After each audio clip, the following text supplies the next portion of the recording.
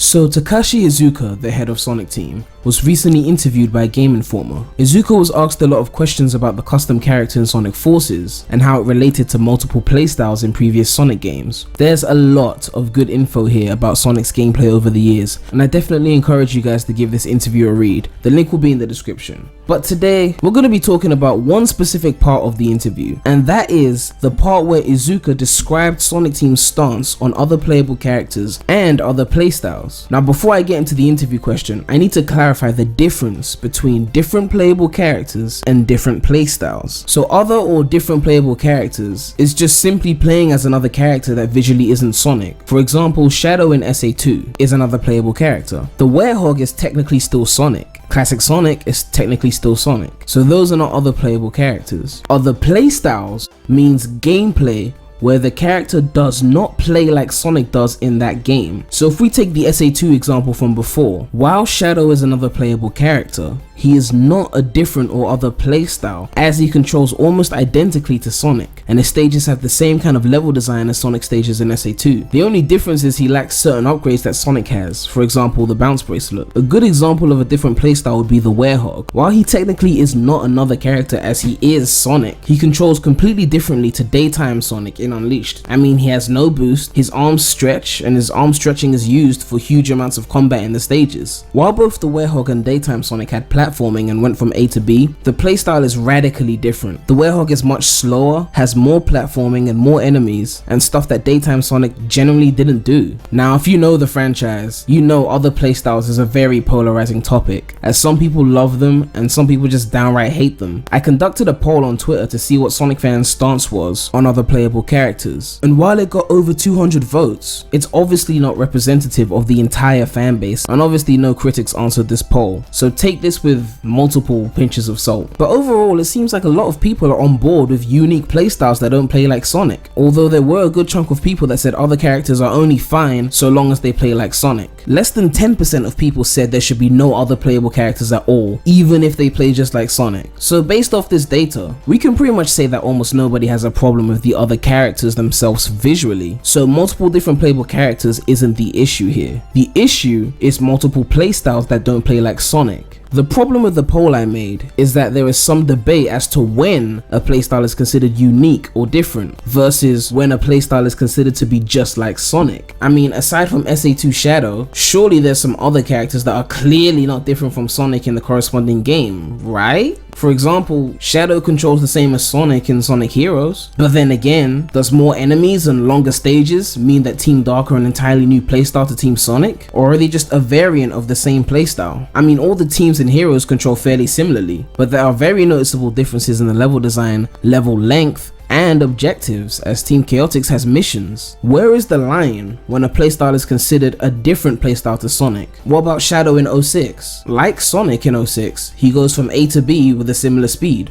but he has a different homing attack to Sonic, no bounce bracelet, and his own combat abilities, as well as different level design. And of course he has vehicles which Sonic doesn't even have at all. What about Tails in SA1? Does he play like Sonic or not? He's actually racing Sonic, but the races are so easy that it doesn't even feel like a race.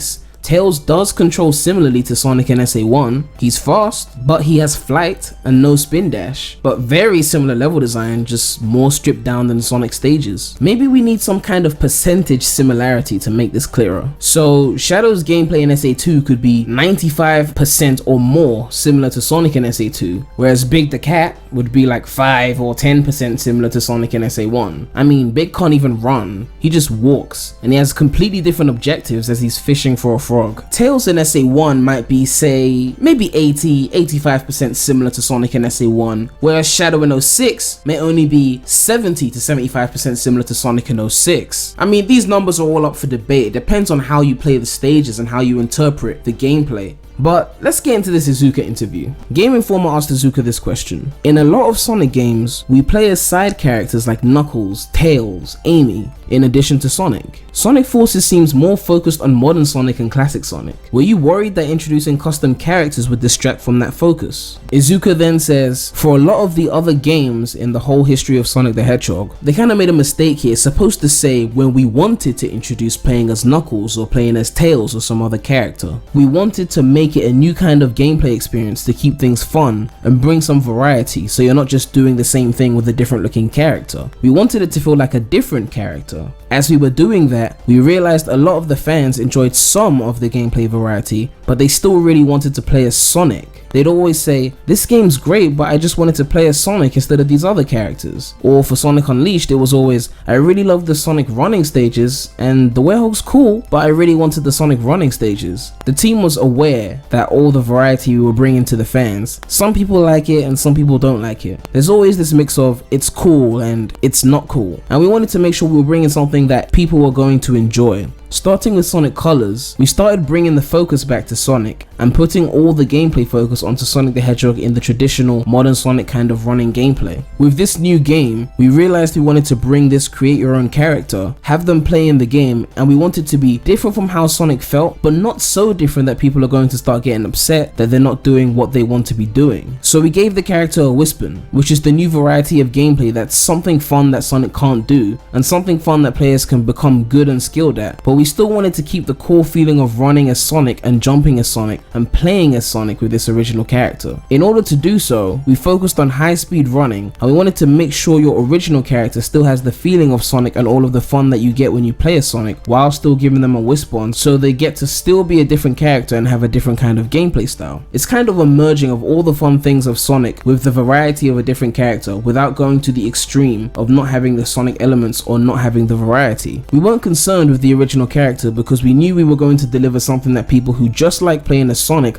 like to play, with something new that we wanted to bring. So based on this interview, it seems they're willing to give us other playable characters, as the custom hero is another character, but it's the other playstyles that are the real issue. In a way, Iizuka is essentially saying, sure, we have the custom hero, but his playstyle is 80 to 90% similar to Sonic, and therefore it's still a safe and non-polarizing playstyle. Some kind of middle ground between those who want a completely different playstyle and those who just want Sonic's gameplay pasted onto another character. Iizuka basically admitted to initially wanting to have completely different playstyles back in the day, but then steering away from it in Sonic Colors due to how polarizing it is. So if we use the whole similarity percentage thing, the lower the percent similarity to Sonic's gameplay, the more polarizing the playstyle is. So with the Werehog, you'll get people that love it, like me, and then you'll get people that say the Werehog actually ruined the game for them. People that say the Unleashed project mod for Generations is better than Unleashed itself, because there's no Werehog. And then you have people in the middle who didn't mind the Werehog but could have lived without it being in the game. And I can understand why as a business, Sonic Team would want to stray away from that. I mean, if they make a game and everyone is praising Sonic's portion of the game and only say 50% are praising the other playstyles, why not just have Sonic, right? They are a company, they put time, effort and big budgets into these games, and they need to make a profit, and they need great reviews to keep doing that. And since the reviewers or the critics tend to be on the side of hating Sonic's friends being playable, then Sonic Team are in a tight position. So I'm not mad at Sonic Team for straying away from multiple playstyles, but as a fan of these other playstyles, I am upset, and I'm allowed to be upset, it's my opinion. I've only really disliked a few of the other playstyles in Sonic games, like Big in SA1 and Treasure Hunting in SA2. I mean, SA1 Treasure Hunting was so easy that it felt more similar to Sonic, as I was just going from A to B in a sense. Tikal literally tells you which way to go to get the emerald. I personally loved Eggman stages in SA2, and would even go as far as to say they are some of the best in the game. I love the Werehog just as much as the day stages. So yes, I will be upset at this new direction that Sonic Team is taking, but I understand what Iizuka is saying and the dilemma they're facing, and I've pretty much accepted that we will probably never get another playstyle in a Sonic game that isn't very similar to Sonic. I can live with the custom hero being very similar to Sonic as long as Sonic's gameplay is fun itself. But what about different playable characters that play just like Sonic? Like Shadow in SA2 or Tails in Sonic 2 since he couldn't fly. I mean, is there really a point? I mean, modders could do that. Just take Sonic Forces and mod Espio over Sonic and bam, you're playing as Espio. Take Sonic Generations and mod Shadow over Sonic and bam, you're playing as Shadow. Why should Sonic Team bother doing this themselves? They would then have to make separate levels to Sonics that would literally just play like Sonic but with Shadow. And people complained about this in Heroes, even when they changed up the level design. And and they'd have to come up with story reasons as to why this is happening. This isn't the Sonic World fan game. You can't just have 20 characters playable with no real reason. I mean, Sonic Heroes literally won a Guinness World Record for having the most playable characters in any platformer ever. And if you've played the game, you know they couldn't come up with very viable reasons as to why the other characters were even a part of the game. Team Chaotix literally were playable because they needed to pay their rent. Team Rose was playable because Amy wanted to chase Sonic and Big and Cream wanted pets. And what was even Team Dark's reason? Like revenge? Secret treasure? Like missing memories that could have been filled in by Rouge? You see what I mean? And don't get me wrong, Heroes is my favorite game of all time, but I can see why Sonic Team don't want so many playable characters. I guess the only way that multiple playable characters that play just like Sonic would work is if they're not actually a part of the story and it's just like a bonus thing, like you beat the game and oh, you can play as Tails in the exact same stages now, but him being playable isn't something that's part of the main story. Or for multiplayer, if they decide to bring back multiplayer one day, it could be like, instead of Lost World where you got like multicolored Sonics, you just have Sonic SBO Shadow with Sonic's abilities. But then can you really just have Tails and Knuckles with the exact same abilities as Sonic? Would it really work knowing what we know about Tails and Knuckles? Could you have Rouge the Bat control the exact same as Sonic? Maybe they do it like the Rivals games where they control exactly the same but have a unique special ability.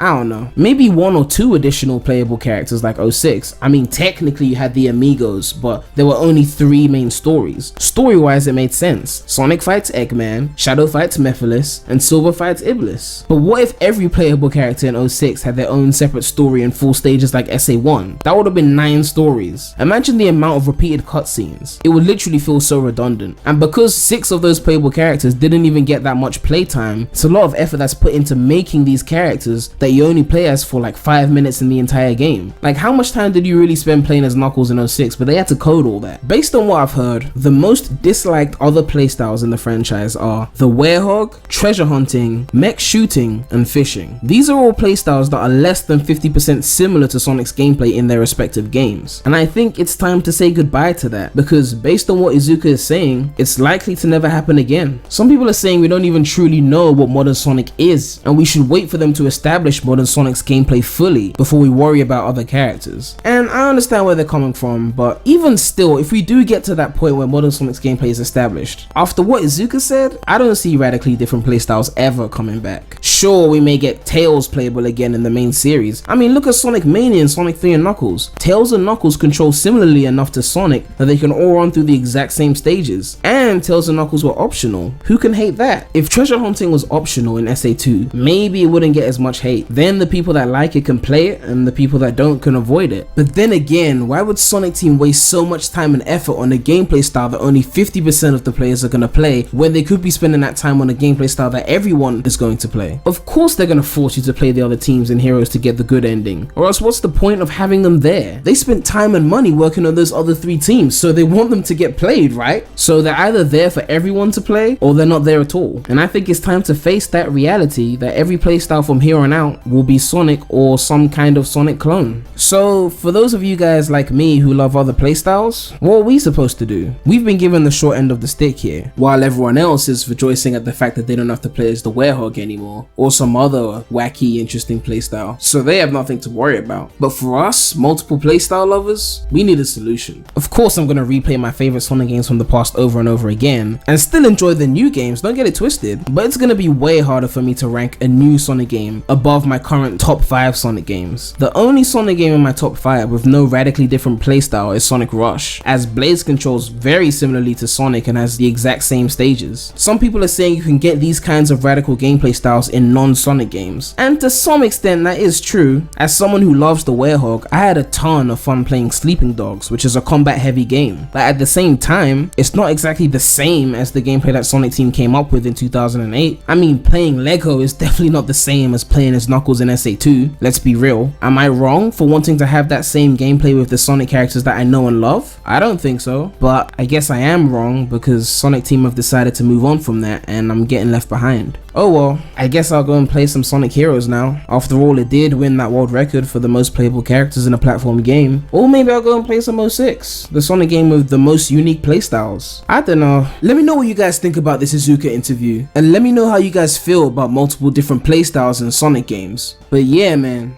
Daremy out.